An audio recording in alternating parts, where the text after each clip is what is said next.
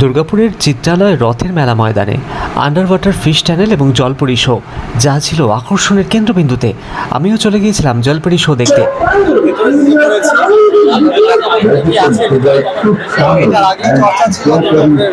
মেলা ময়দানে যেটা আসছে এবং জলপরি নিশ্চয়ই ভেতরে আছে এটাই আশা করবো। তো ভেতরে যাই, তার আগে একদম ভেতরে ঢুকে পড়েছি যদিও, কিন্তু একদম ইন্টারনাল পার্টের ভেতর থেকে জলপরি দেখা মিলবে এমনটাই জানা যাচ্ছে।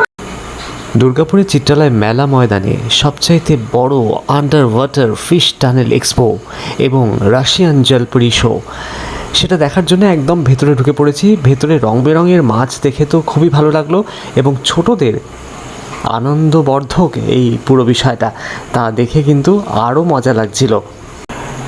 তবে জলপরীকে প্রত্যক্ষ করার জন্য আরও একটু সময় অপেক্ষা করতে হবে, কারণ ফিশ টানেলের ভেতর দিয়ে একদম আরও ইন্টারনাল পার্টে আমরা প্রবেশ করছি।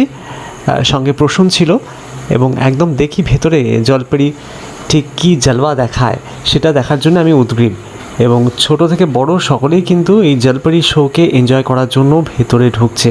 তার আগে এই ফিশ টানেলের ভেতর দিয়ে যে এক্সপিরিয়েন্স সেটাও কিন্তু তারা গ্যাদার করছে। ভেতরটা ঢুকে পড়েছি এবং দেখুন একদম চারদিকে কিন্তু ফিশ অ্যাকুয়ারিয়াম যেটা আমি বলছিলাম সেটাই কিন্তু রয়েছে একদম ভেতরে। ভেতরে দেশি বিদেশি নানা মাছের সম্ভার। তবে জলপরিকে দেখার আগে ছোটদের একটু রিভিউ নিয়ে নিলাম, তাদের কেমন লাগলো শুনে নি।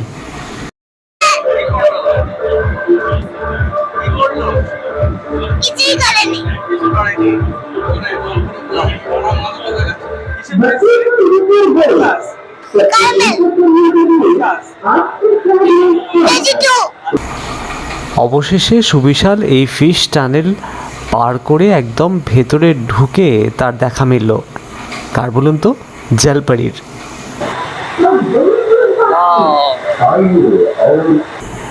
জলে জলপরিকে দেখে অনেকেই মন দিয়ে ফেলল।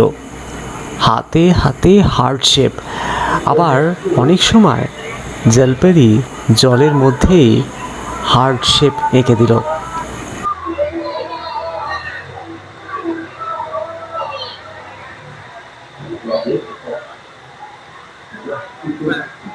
যেরকম দেখালাম আপনাদেরকে, জলপরি একদম রিয়েল জলপরি রয়েছে এবং তারা কিন্তু বিভিন্ন অ্যাক্টিভিটি করছে জলের তলাতে একদম।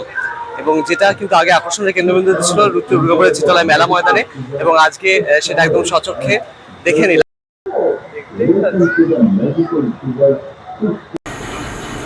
জলপরির সাথে সবাই সেলফি তুলতে ব্যস্ত, আমি ঠিক পজিশনই পাচ্ছিলাম না। তারপর জলপরির সাথে একটু ভাব ভালোবাসায় জড়িয়ে পড়লাম। ওয়াও, দারুণ এক্সপিরিয়েন্স। আপনাদের কেমন এক্সপিরিয়েন্স হলো একটু কমেন্ট করে জানাতে ভুলবেন না।